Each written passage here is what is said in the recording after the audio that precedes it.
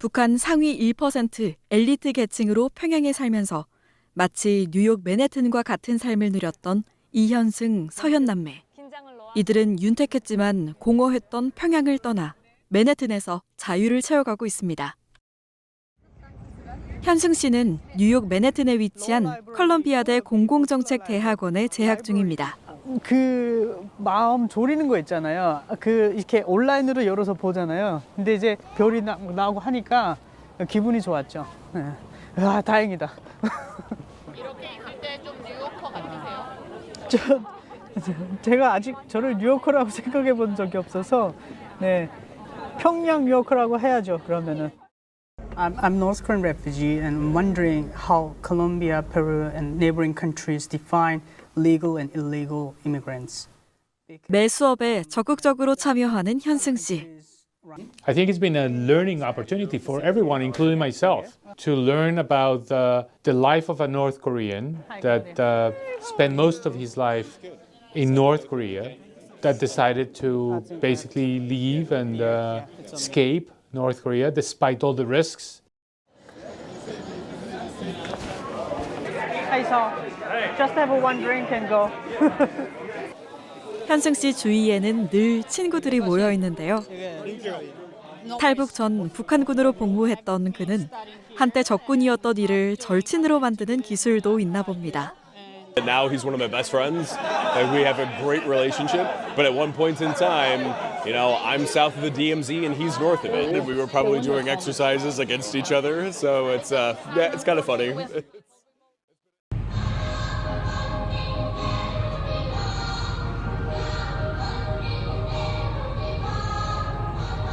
컬럼비아 대학의 한 강당에서 북한 동요가 들립니다.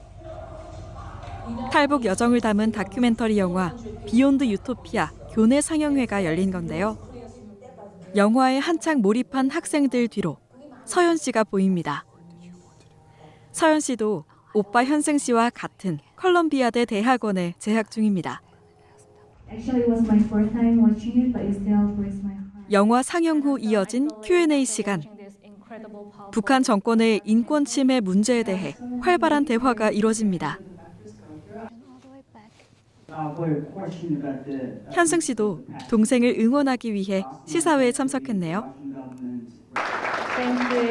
서현 씨는 교내 한인 동아리 코리아 포커스 친구들과 함께 3달 전부터 이번 행사를 준비했습니다. 굿나잇. 학생의 의무는 아니지만 그쵸? 북한의 고향을 둔 사람으로서의 의무라고 생각하는 것 같아요. 이렇게 좋은 플랫폼에서 Let me go inside. 저도 지금 했는데 몇 개가 이게 제대로 답을 했나? 좀 헷갈려가지고 확인을 해보려고.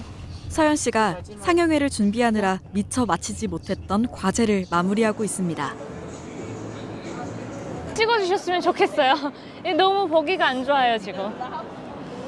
아슬아슬하게 마감 시간 10분 전 제출에 성공했습니다. 이제서야 마음이 편해졌는지 오빠와 농담도 주고받습니다. 어떤 분들은 쌍둥이냐고 하는 사람도 있고, 근데 그 주로 미국 분들이 이제 분간을 잘 못하니까. 서윤 씨는 어떻게 생각해요, 그 말에?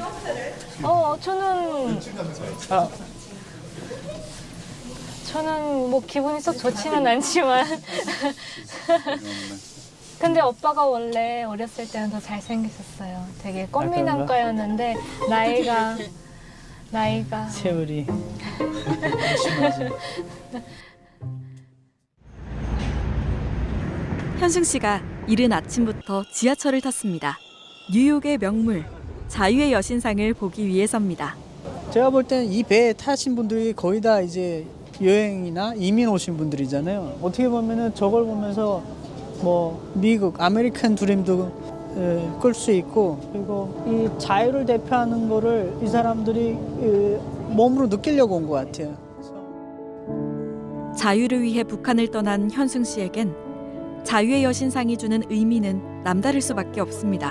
한 3년 정도는 자유보다는 이제 그 여러 가지 이 상황들, 또 이 정책이라든지 이런 문제들이 겹치다 보니까 이 진정한 자유의 의미보다는 그 생활에도 집중이 됐던 것 같고, 그리고 이 사회를 접하고 교육을 받으면서 자유가 뭔지 이제 배우니까 그 자유의 개념을 알게 된 것 같아요.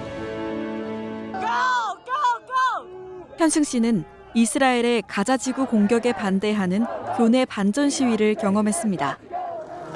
표현의 자유 수준이 전 세계 최하위라는 북한에서 탈출한 그는 이번 사태를 어떻게 생각할까?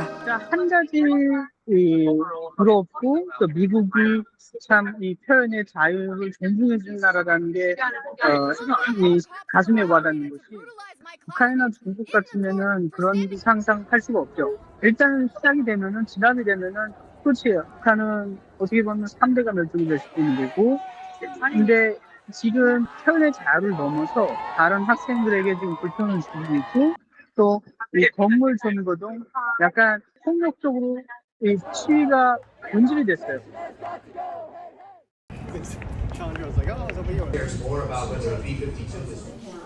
오전 수업 하나만 있는 날, 현승 씨는 한인 마트에 가 미뤄온 장을 보려고 합니다. 제가 저녁에 두 분께 요리를 좀 해드릴게요. 이거 먹어도 되는 거예요? 아, 그렇죠. 당연하죠.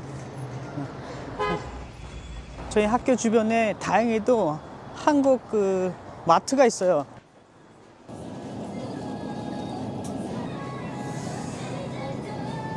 호박장을 뭐를 사지? 근데 물가가 여기 많이 비싸니까 좀 이렇게 고민이 됩니다. 장을 볼 때마다. 세일이 지금 이 시간대에 세일이 되나? 라면을 하나 사야지. 라면 값이 제일 무난한 신라면 사겠습니다.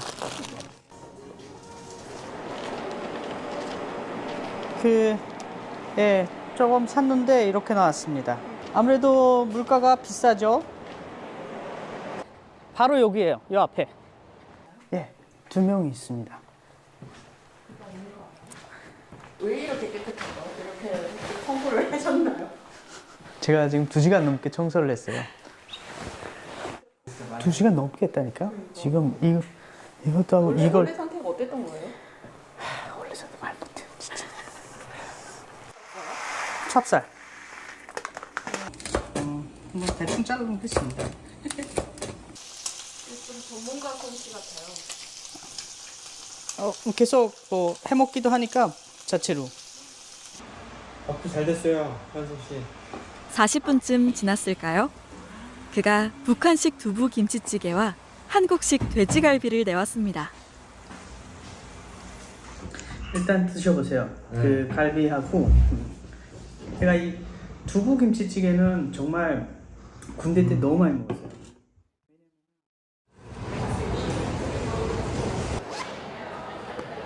이제는 누가 봐도 뉴요커가 된 서연 씨. 하지만 미국에 올 때까지 세계의 수도 뉴욕을 몰랐다고 합니다. 아니요, 전혀 몰랐던 것 같아요. 들어본 적도 없었던 것 같아요. 그러니까 북한에 있을 때는 뭐냐면 이제 나라와 도시 그 캐피털 시티들은 다 이렇게 배우거든요. 그래서 워싱턴 DC는 알았었는데 뉴욕은 딱히 몰랐었어요. 처음에 왔을 때 한 거의 2, 3개월 동안은 저녁에 해가 지면 못 나가겠는 거예요. 무서워서. 근데 역시 인간은 이 적응의 동물인가 봐요. 바로바로 적응해가지고 지금은 잘 다녀요. 유엔의 미국 대사관 분들하고 북한 인권에 관련돼서 이제 활동하는 것에 대해서 좀 토론을 하려고 왔습니다. 두 남매는 탈북 청년 행사의 조율을 위해 이곳을 찾았습니다. 뉴욕에서도 북한 인권 활동에 적극적인데요. 국기가 여기 국기들이 다 있어요. 여기 보면은 북한 국기가 제가 볼 때는 이건가. 역시 한 방에 찾았어. 한 방에 찾았어. 북한 김씨 일가의 비자금과 외화 조달을 관리하던 노동당 39호실 고위 간부 출신 리정우 씨. 중국에 머물던 리 씨는 아내, 아들, 딸과 2014년 10월 탈출했습니다. 당시 김정은 북한 노동당 총비서가 자신의 고모부인 장성택을 처형한 이후 1년도 되지 않은 혼란한 시기였는데요. 특히 서연 씨는 중국에서 4년 내내 기숙사를 함께 썼던 북한 친구가 보위부 요원들에게 잡혀 끌려가는 모습을 지켜봐야 했습니다. 그 중국에서 이제 룸메이트의 사건 계기를 통해서 가까이서 지켜보고 알게 되면서 더 큰 충격으로 와닿았던 것 같아요. 아, 이게 내가 생각했던 우리나라라는 데에 북한이라는 나라에 대해서 그 문제점에 대해서 다시 한번 주변 인물들의 숙청 소식이 들리자 언제라도 다음 차례가 될 수 있겠다고 생각한 현승 씨 가족은 중국의 한 공원에서 비밀리에 회동을 했습니다.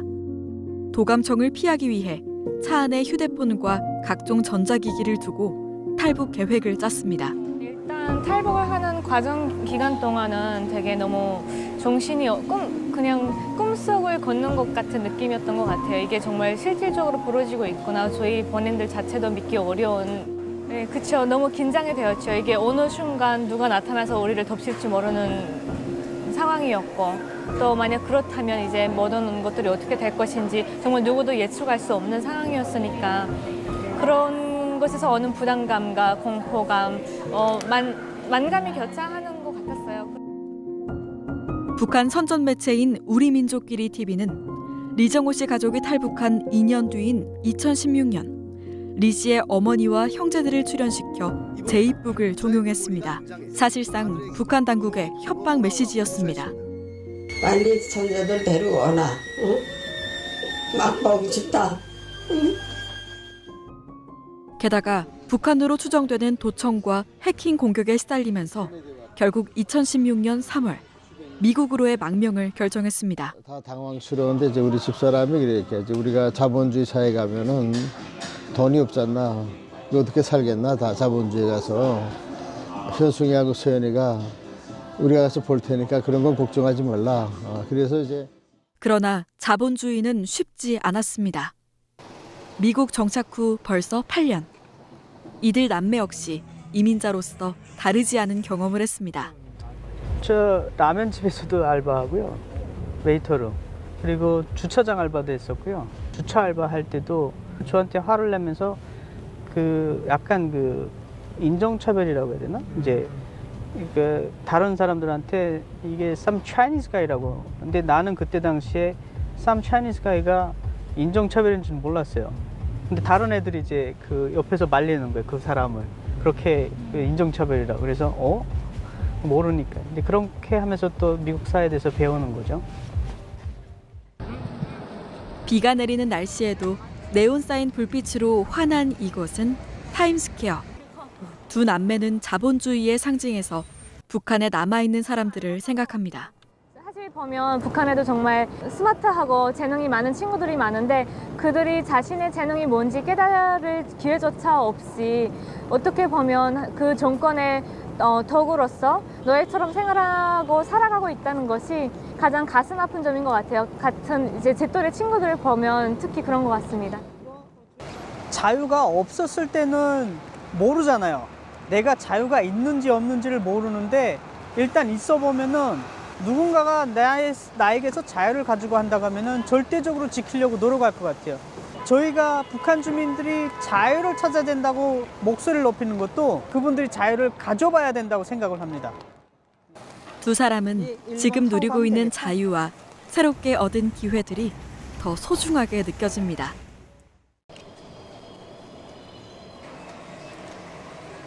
오빠가 지금 점심을 먹을 시간이 따로 없어가지고 제가 제 점심 픽업하면서 오빠 것도 같이 픽업을 해주려고 나와 있습니다. 곧 미국 사회에 진출을 앞두고 있는 이현승, 이서연 남매. 오래간만에 우리 동생이랑 같이.